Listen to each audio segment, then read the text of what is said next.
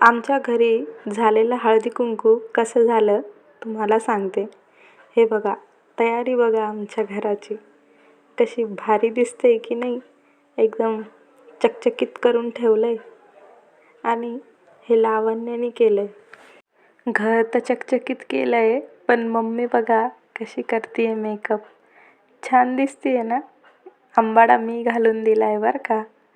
आणि सगळी तयारी झाल्यावर मेकअप बघणं तर गरजेचं आहेच.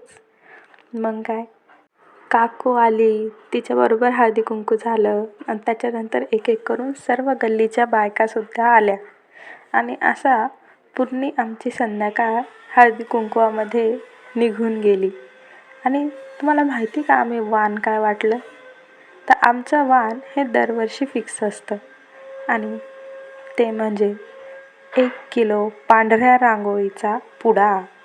कारण आम्ही रांगोळीवाले आहोत ना, रांगोळी विकणारे म्हणल्यानंतर आमचा ब्रँड हा फिक्सच. आता हे बघा, छान दिसतंय ना. ही लावण्याची आयडिया होती बरं का. मग काय, थोडेसे फोटो काढले आणि हळदी कुंकाचा कार्यक्रम हा आनंदाने पूर्ण झाला. चला तर मग भेटूया पुढच्या व्हिडिओमध्ये.